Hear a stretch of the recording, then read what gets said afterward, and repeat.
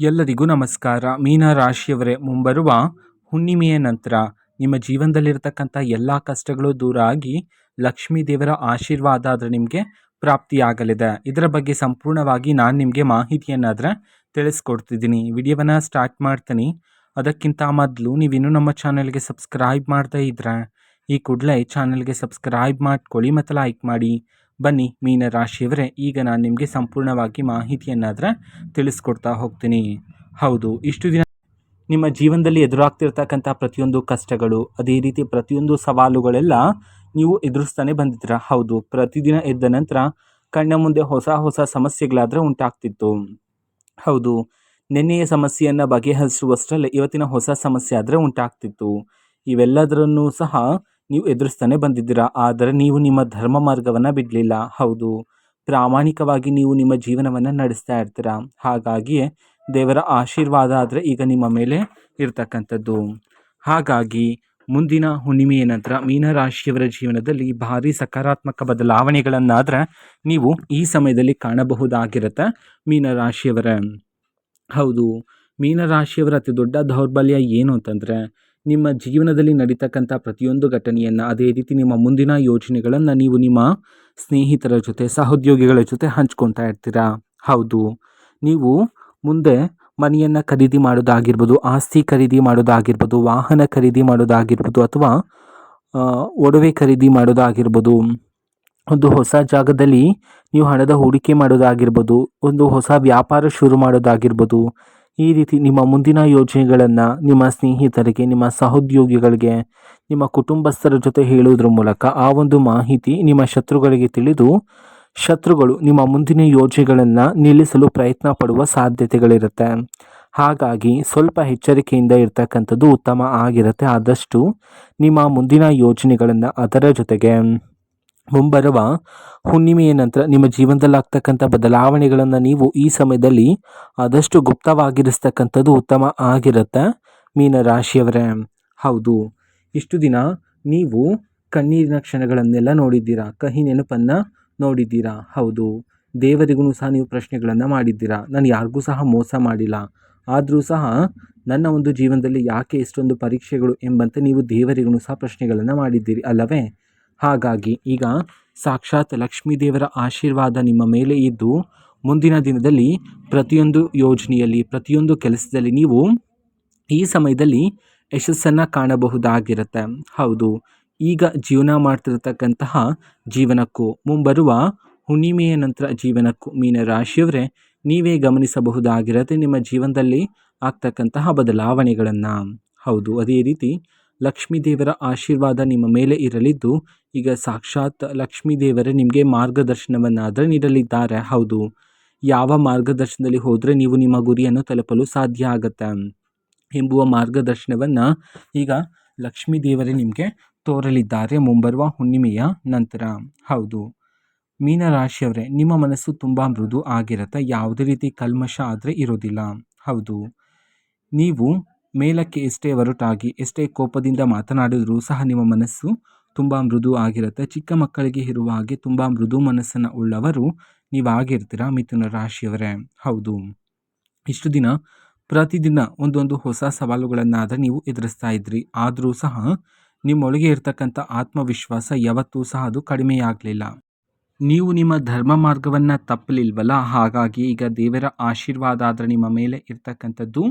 ಹೌದು, ಇಷ್ಟು ದಿನ ನಿಮ್ಮ ಮನಸ್ಸಿನಲ್ಲಿ ಎಷ್ಟೇ ನೋವಿದ್ರೂ ಸಹ, ಅಗ್ನಿ ಪರ್ವತದಷ್ಟು ನೋವಿದ್ರೂ ಸಹ ನೀವು ಆ ಒಂದು ನೋವನ್ನು ಯಾರೊಂದಿಗೂ ಸಹ ಹಂಚಿಕೊಳ್ಳಲಿಲ್ಲ. ಹೌದು, ಬದಲಿಗೆ ಎಲ್ಲ ನೋವನ್ನು ನಿಮ್ಮ ಮನಸ್ಸಿನಲ್ಲೇ ಇಟ್ಕೊಂಡು ಹೊರ ಜಗತ್ತಿಗೆ, ನಿಮ್ಮನ್ನು ನೋಡುವವರಿಗೆ ನೀವು ತುಂಬ ಖುಷಿಯಿಂದ, ತುಂಬ ಸಂತೋಷದಿಂದ ಇರ್ತೀರ. ಹೌದು, ನಿಮ್ಮನ್ನು ನೋಡುವವರು ನಿಮ್ಮ ಜೀವನದಲ್ಲಿ ಯಾವುದೇ ರೀತಿ ಸಮಸ್ಯೆ ಇಲ್ಲವೇನೋ ಎಂಬುವಂತೆ ನೀವು ಕಾಣ್ತೀರಾ.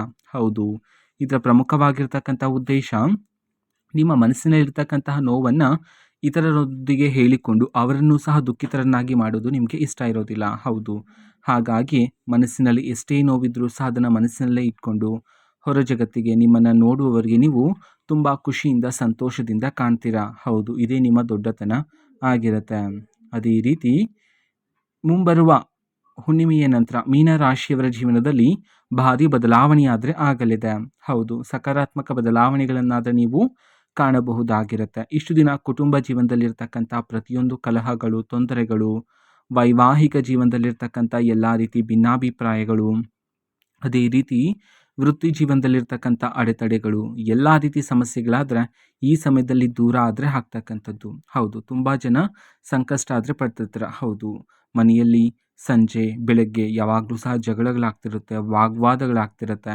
ಇವೆಲ್ಲನೂ ಸಹ ಮುಂಬರುವ ಹುಣ್ಣಿಮೆಯ ನಂತರ ಮೀನರಾಶಿಯವರ ಜೀವನದಿಂದ ದೂರ ಆಗಿ ಸಂತೋಷ, ನೆಮ್ಮದಿ ಆದರೆ ನಿಮ್ಮ ಕುಟುಂಬದಲ್ಲಿ ಪ್ರಾಪ್ತಿಯಾಗ್ತಕ್ಕಂಥದ್ದು ಮೀನರಾಶಿಯವರೇ. ಹೌದು, ಅದೇ ರೀತಿ ಹುಣ್ಣಿಮೆಯ ನಂತರ ನಿಮ್ಮ ಜೀವನದಲ್ಲಿ ಭಾರಿ ಅದೃಷ್ಟ ಆದರೆ ಪ್ರಾಪ್ತಿಯಾಗ್ತಕ್ಕಂಥದ್ದು. ಹೌದು, ಯಾವ ಅದೃಷ್ಟಕ್ಕೋಸ್ಕರ ನೀವು ಕಾಯ್ತಾ ಇದ್ರೋ, ಯಾವ ಪ್ರತಿಫಲ ಸಿಗ್ತಿಲ್ಲ, ನೀವೆಷ್ಟೇ ದುಡಿದ್ರೂ ಸಹ ಅದೃಷ್ಟ ಪ್ರಾಪ್ತಿ ಆಗ್ತಿಲ್ಲ, ನಿಮಗೆ ಬರಬೇಕಾಗಿರ್ತಕ್ಕಂಥ ಪ್ರತಿಫಲ ನಿಮಗೆ ಸಿಗದೆ ಬೇರೆ ಯಾರಿಗೋ ಸಿಗ್ತಿತ್ತು. ಈ ವಿಚಾರಗಳನ್ನೆಲ್ಲ ನೀವು ಯೋಚನೆ ಮಾಡ್ತಾ ಪ್ರತಿದಿನ ದುಃಖಿತರಾಗಿದ್ರಿ. ಅದೇ ರೀತಿ ದೇವರಲ್ಲೂ ಸಹ ನೀವು ಪ್ರಶ್ನೆಗಳನ್ನು ಮಾಡಿದ್ರಿ. ಹಾಗಾಗಿಯೇ ನಿಮಗೆ ಬರಬೇಕಾಗಿರ್ತಕ್ಕಂಥ ಅದೃಷ್ಟ, ನೀವು ಎಷ್ಟು ಶ್ರಮ ಪಟ್ಟಿದ್ರೋ ಅದಕ್ಕೆ ತಕ್ಕಂಥ ಪ್ರತಿಫಲ ಆದರೆ ಈ ಸಮಯದಲ್ಲಿ ನಿಮ್ಮನ್ನು ಹುಡುಕಿಕೊಂಡು ಬರ್ತಕ್ಕಂಥದ್ದು ಮೀನರಾಶಿಯವರೇ. ಅದೇ ರೀತಿ ಧನಲಾಭ ಆದರೆ ಪ್ರಾಪ್ತಿಯಾಗಲಿದೆ.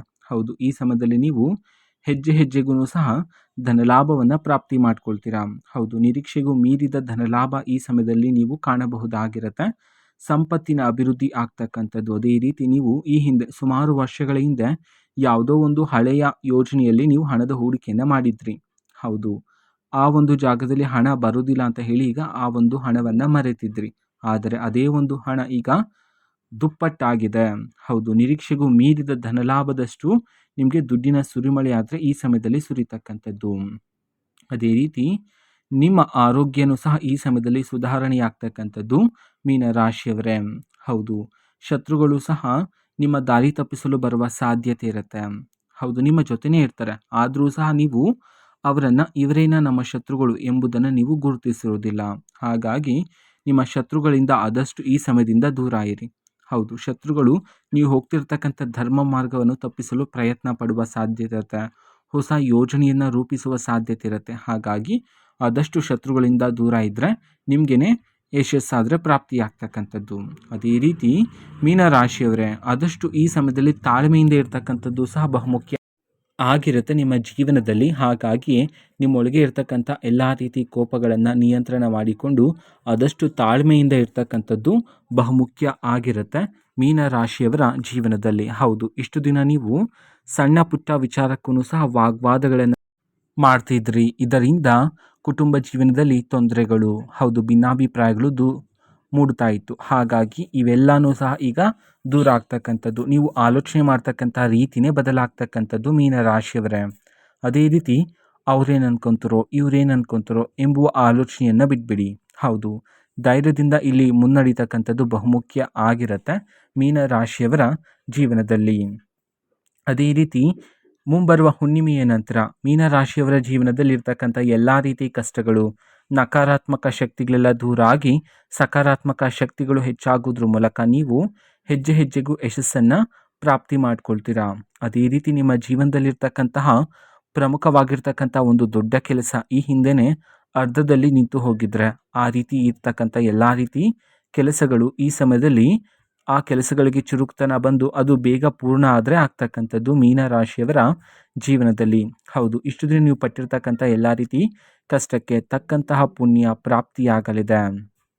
ಹೊಸ ಹೊಸ ಅವಕಾಶಗಳಾದರೆ ಈ ಸಮಯದಲ್ಲಿ ನಿಮ್ಮನ್ನು ಹುಡುಕಿಕೊಂಡು ಬರ್ತಕ್ಕಂಥದ್ದು ಮೀನರಾಶಿಯವರೇ. ಅದೇ ರೀತಿ ಅಪರಿಚಿತ ವ್ಯಕ್ತಿಯಿಂದ ನೀವು ಸಹಾಯವನ್ನು ಸಹ ಪಡ್ಕೊಳ್ತೀರಾ. ಹೌದು, ನೀವು ಕಷ್ಟದಲ್ಲಿದ್ದಾಗ ಅಪರಿಚಿತ ವ್ಯಕ್ತಿ ಆದರೆ ಬಂದು ನಿಮಗೆ ಸಹಾಯವನ್ನು ಮಾಡ್ತಾರೆ. ಆದರೆ ನೀವು ಆ ವ್ಯಕ್ತಿಗೆ ಸಹಾಯವನ್ನು ಮಾಡಿ ಎಂಬಂತೆ ಕೇಳೋದಿಲ್ಲ. ಆದರೂ ಸಹ ಆ ಒಂದು ವ್ಯಕ್ತಿ ನಿಮ್ಮ ಅಗತ್ಯತೆಯನ್ನು ಸರಿಯಾಗಿ ಅರ್ಥ ಮಾಡಿಕೊಂಡು ಸರಿಯಾದ ಸಮಯಕ್ಕೆ ಬಂದು ನಿಮಗೆ ಸಹಾಯವನ್ನು ಆದರೆ ಮಾಡ್ತಾರೆ. ನೀವು ಸಹ ಅಪರಿಚಿತ ವ್ಯಕ್ತಿಯಿಂದ ಸಹಾಯವನ್ನು ಸಹ ಪಡ್ಕೊಳ್ತೀರಾ ಈ ಸಮಯದಲ್ಲಿ. ಅದೇ ರೀತಿ ನಿಮ್ಮ ಅದೃಷ್ಟ ಶುರುವಾಗ್ತಿರುವಾಗ ನಿಮಗೆ ದೈವಿಕ ಸೂಚನೆಗಳು ಸಹ ಸಿಗ್ತಕ್ಕಂಥದ್ದು.